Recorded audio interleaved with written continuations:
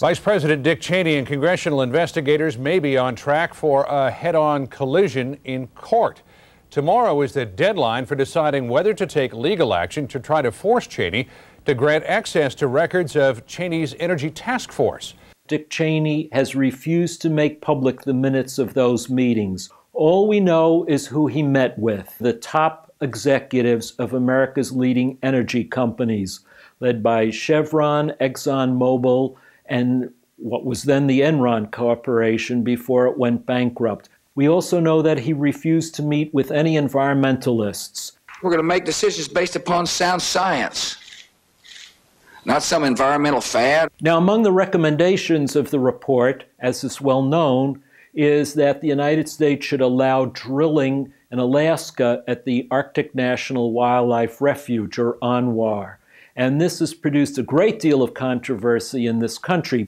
Our plan confronts our increasing dependency on foreign sources of energy by calling for, and yes, it's true, I admit it, calling for increased domestic production of energy. If you listen to the administration's rhetoric, you get the impression that there's enough oil in Alaska to supply all of America's needs. ANWR could yield more than 1 million barrels a day, nearly as much as we import from Saudi Arabia and Venezuela. If President Clinton had signed drilling in ANWR back in the 90s, we would be enjoying 1 million barrels a day more today. If it costs a lot to fill up the tanks and they don't like that, well, demand that the supply increase, demand that oil be drilled offshore in ANWR and so on. And they aren't. Otherwise, shut up.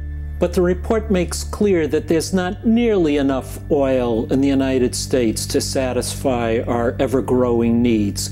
And therefore, it's very clear from reading through it that we have to rely increasingly on the Middle East and other foreign areas to satisfy rising U.S. requirements.